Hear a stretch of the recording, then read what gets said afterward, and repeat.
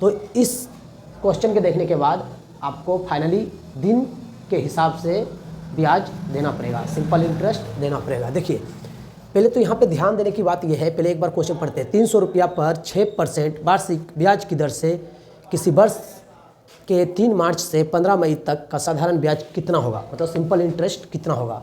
तो आप ये बताइए हमको 3 मार्च 31 का महीना होता है, तो 3 मार्च अगर हुआ है तो कितना दिन इसमें बचा है। 3 मार्च स्टार्टिंग मार्च है 3, तो 28 दिन इसमें बचा हुआ है। उसके बाद मार्च अप्रैल तो पूरा 1 महीना 30 दिन है ना, क्योंकि इसके पहले 31 है तो ये 30 दिन। और उसके बाद मई 15 दिन हुआ है तो 15 दिन बाकी होगा, है ना। तो हम पहले लिख देते हैं क्या, समय के बारे में सॉल्यूशन लिखेंगे। सॉल्यूशन में 3 मार्च से 15 मई, कहाँ तक, 15 मई तक का समय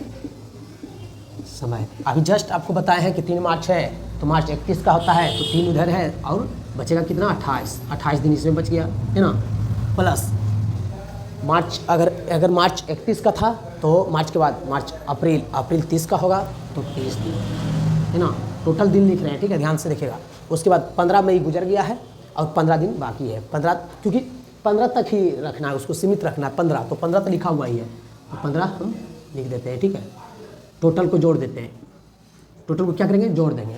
देखिए 8 5 13 का 3, ये कि 0 है, 8 5 13 का 3, हाथ में रहा 1, और देखिए 3 2 5 5 1 6 और 6 1 7, 73 दिन हो गया, है ना।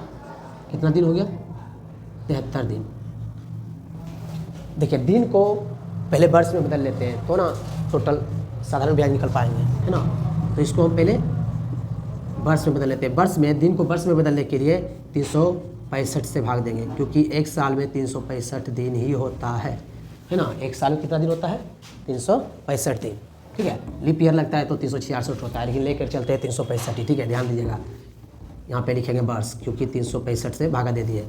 अब अगर इसको काटेंगे तो काटिए, 5 बार में कट जाएगा, कितना बार में, 5 बार में। यहाँ कुछ नहीं तो 1, तो ये कितना बच गया, 1/5, ये वर्ष बच गया। क्या बच गया, 1/5 वर्ष।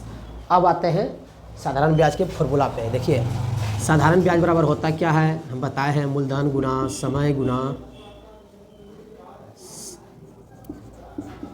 दर बटा 100। साधारण ब्याज जिसको हम बोलते हैं SI, है ना। साधारण ब्याज बराबर होता है मूलधन गुना समय गुना दर बटा 100। SI मतलब सिंपल इंटरेस्ट, है ना। SI मतलब सिंपल इंटरेस्ट बराबर मूलधन गुना समय गुना दर बटा 100, है ना। अब लिखते हैं, हम अगले वीडियो में बताए थे कि जो रुपया में दिया हुआ रहता है वो मूलधन रहता है, तो मूलधन लिखेंगे 300, ठीक है, कोई दिक्कत नहीं। समय 3 कितना वर्ष निकला है, 1/5 वर्ष, 1/5 वर्ष लिख लेंगे। दर कितना दिया हुआ है, परसेंट, हम बताए थे अगले वीडियो में परसेंट पे रहता है, वो दर रहता है तो 6, है ना। और बटा 100, क्या बटा 100।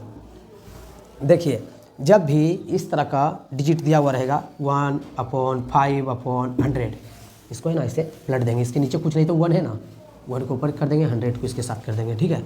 देखिए 300 मल्टीपल 1/5 क्या है, 1/5, और अगर इसको कल्टेंगे तो इसके नीचे कुछ नहीं तो 1 चल जाएगा ऊपर और 100 आ जाएगा नीचे।